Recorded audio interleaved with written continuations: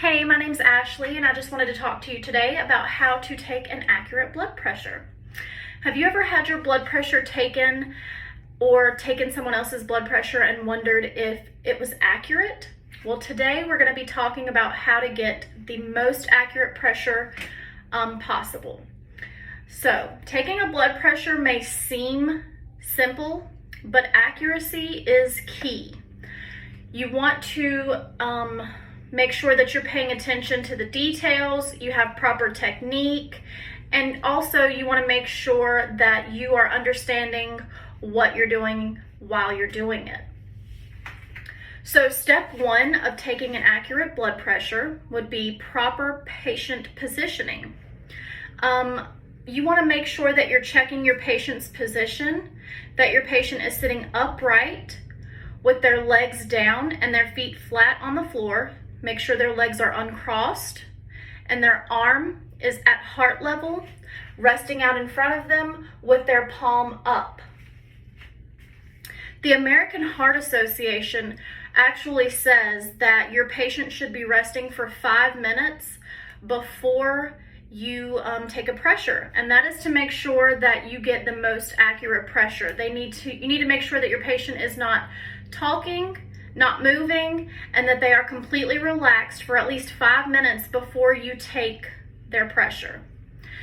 That can be kind of hard when you work in a healthcare setting and patients may have visitors, or you just have a patient that likes to talk. You'll just want to say, hey, can we have a few minutes of just, silence, rest? That way we can get an accurate pressure and make sure that you get everything you need from us today. Skipping any of these steps can be harmful to your patient and also throw off their blood pressure reading. When you skip any of these small little details that seem minute, they're actually not. They're very important. Once again, it's important to have accuracy with these things. You're getting blood pressures for your nurses to be able to give out proper medications for the day for those patients. And the last thing you want to do is skip a step and possibly cause harm to one of your patients or a loved one. Step two is going to be applying your cuff. So this matters a little bit more than you probably think it does, because most of the time people just think, oh, let me just throw this cuff on here, let me pump it up, whatever. It matters. You want to wrap your cuff snug around the arm, but you also want to make sure you can fit at least 2 fingers underneath once you've fitted the cuff to your arm. You want to take your stethoscope, which I have right here. You're going to take your stethoscope and you're going to place this over the brachial artery. This is your brachial artery. It is thumb side to the inside of your elbow. It's usually down here, but in some people, it can be more mid or possibly inside.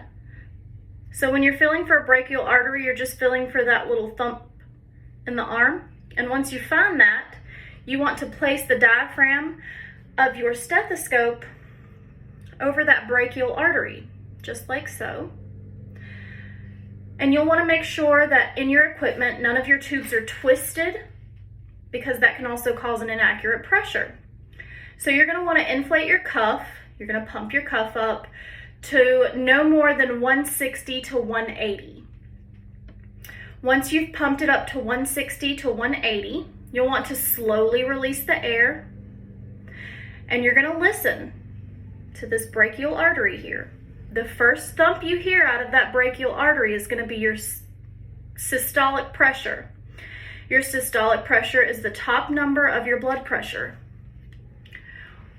Once you find that top number of the blood pressure, let's say you pumped your thing up to 180 because you know that your client usually has a higher blood pressure, you can listen to the first thump and you hear 156. So you chart down 156. You're going to keep listening, and that thump is going to become lighter and lighter. So you're going to hear.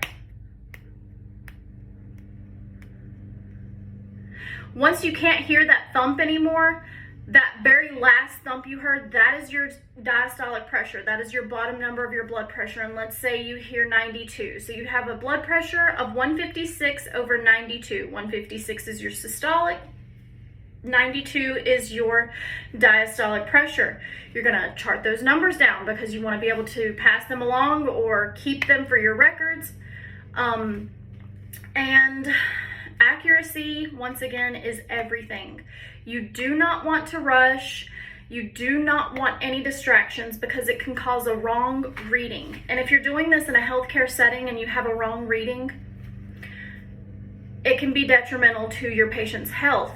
You are getting these pressures for their medications. Some people need medications to help raise their pressures. Some people need medications to help lower their blood pressures, and a wrong reading can also cause a panic for things like stroke or heart attack, and other serious health issues.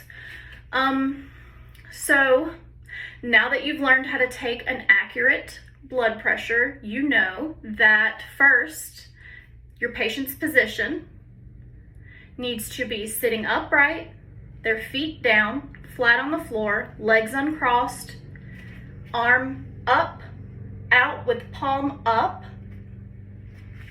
You'll also need to remember that practice makes perfect, just like riding a bike. The more you do it, the better you'll get.